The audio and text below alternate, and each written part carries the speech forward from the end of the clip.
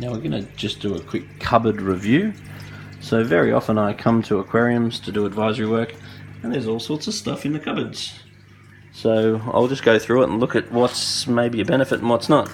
So Reefroids, this is awesome stuff, particularly if you have any small polyp stony corals or gonioporas, alveoporas or anything like that.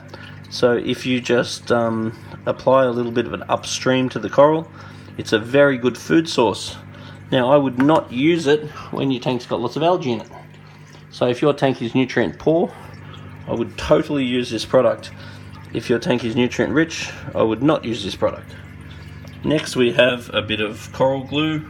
Anytime you need to put a coral in a sticky situation, having a bit of glue is great. And just be really conscious of anything you do stick or glue into the aquarium. We want to be conscious of where the light is. So this coral here, in the wild the light would be coming from this direction, but actually the light's coming from that direction. So be very conscious of how you position your coral in reference to the light for aquascaping.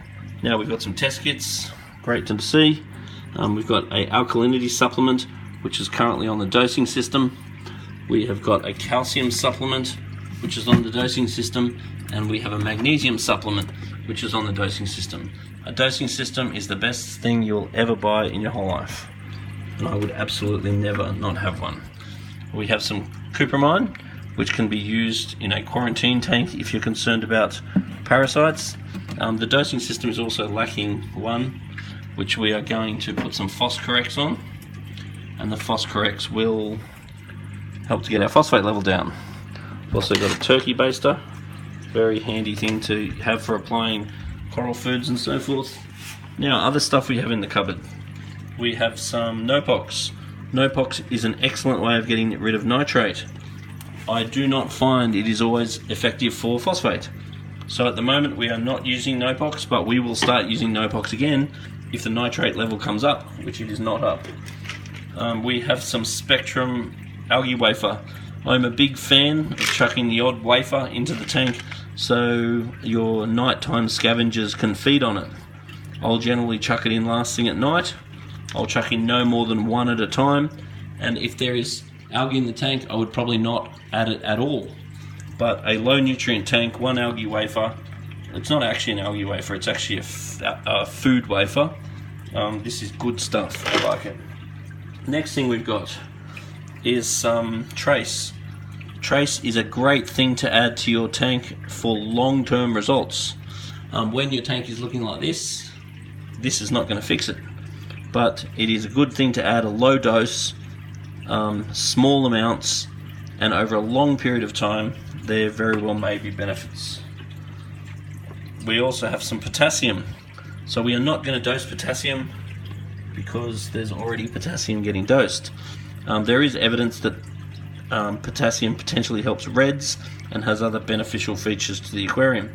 This is not a make or break. This is something that if I've got it, I would probably use it. I would keep the dose rate down.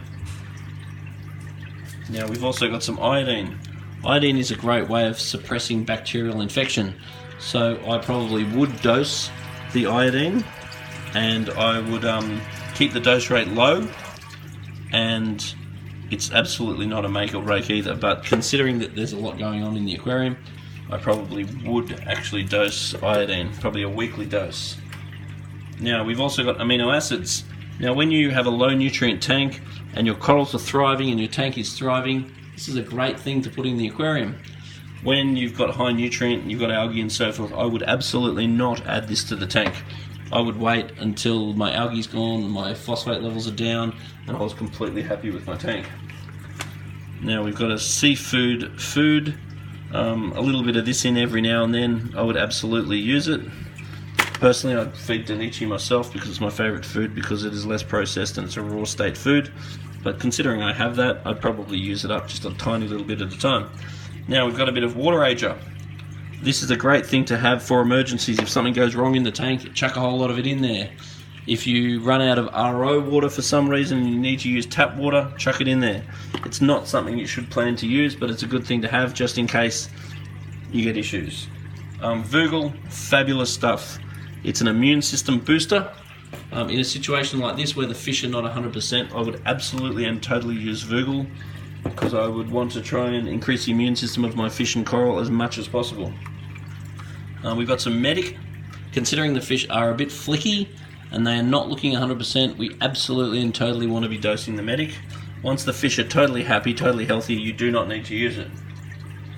And we've also got some Stability. Stability is almost a probiotic type thing which is going to help the good bacteria in the aquarium. And in a situation like this, it's a very great thing to add. It is not something that you need to keep adding when your aquarium is perfect, but a little bit after a water change or whatever is highly advisable. So that was just a little bit of a rundown of what you would typically find in the cupboard of a typical reef aquarium. So this aquarium's got a little bit of overhauling to do. We need to adjust the dosing pumps. Once we bring the calcium up, the pH up, and the KH up, and we bring the phosphate down, then this tank will slowly start looking more like a coral reef than a river. But at the moment, because the levels have not been right, the tank basically looks a lot more like a river than it does a fish tank, than